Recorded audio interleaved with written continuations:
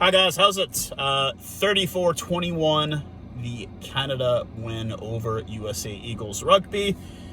I'm here to do a little brief recap. And actually, you know what? If you want the stats, I'm sure there's 1,000 other guys.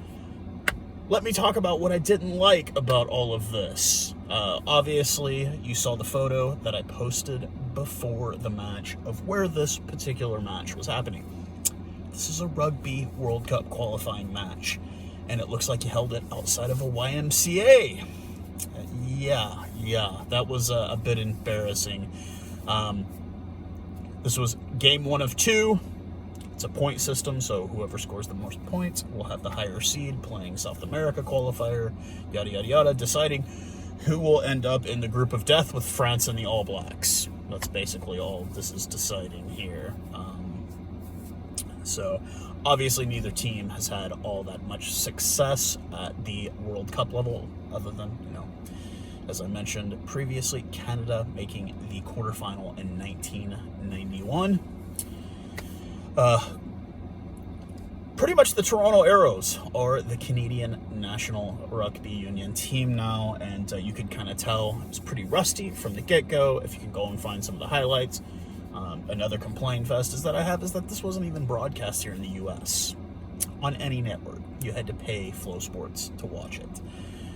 Was talking about doing a live broadcast. Could not do a live broadcast as I was having some technical difficulties, so I never did one. But I thought, hey, I will do a post-video thing where I will say that some of the worst commentators, my former fellow countrymen, Canadians, and some of the worst camera work I have ever seen in a rugby union test match. This was really bad. Really, really bad. Times where you're watching the game, there's action going on, and the camera is pointed 15 feet away. So that's that. Obviously, we've got another game next Saturday in Glendale, Colorado, home of the U.S. National Rugby team, in a facility probably about the same size, a little bit bigger than what they played in today. And that's really depressing, that these are international test matches, deciding who's going to be playing in the biggest tournament in the sport in the world every 4 years, and we're basically playing it in the field next to my house, basically.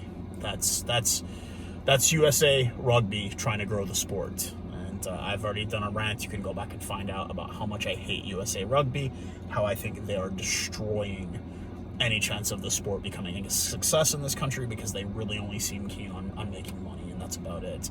Bringing in the All Blacks and bringing in Ireland to beat the unholy crap out of the USA Eagles in October. It's just a money grab is all it is by them. It's just, hey, let's grab as much money as we can and screw development of the sport. That's why they have nothing to do with the MLR. And the MLR is the right way to go. I think it's going to make the sport better here, but USA Rugby needs to get their act together, because it's embarrassing to be watching an international test match look like it's being played in somebody's backyard. So congratulations to Canadians. They were 0-5 in the last 5 meetings with the USA, so they finally got a win, and it was pretty one-sided in the beginning, and then obviously second half started and Canada came back with a fury. Bringing in AJ McGinty, he tried to kind of jumpstart the offense a bit, and you saw that he's definitely on a different level than the rest of the guys on the pitch, but it just wasn't enough there in the end.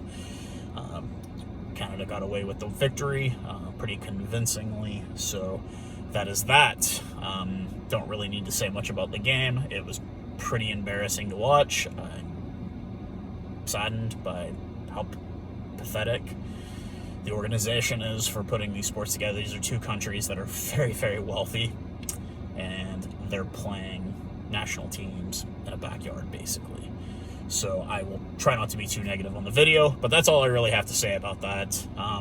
We got a big one happening tonight, and obviously I've got my mean green gear on, ready for some collegiate football later this afternoon. It's 42 degrees here, folks. It's going to be a hot mother out at that stadium tonight because it is outdoors. Yeah, I'm just kind of looking forward to sweating my butt off tonight. But I hope everybody is having a great weekend.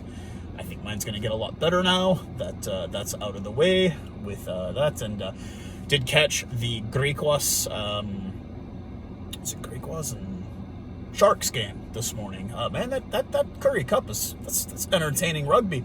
Still thought the Bulls game yesterday was even better. Yeah. But, yeah, some good entertaining rugby there, man. Like, that was better than watching the USA-Canada game. But, yeah, we've got the final for the Curry Cup coming up, too. We've got the Blue Bulls playing in that, who they will obviously win because it's the Bulls and the Bulls rule. I'm sure much to the chagrin of a lot of my followers out there. But, anywho, cheers, guys. Have a good weekend. I will do a video, hopefully, soon about the All Blacks beating the brakes off of them Wallabies. Cheers, guys.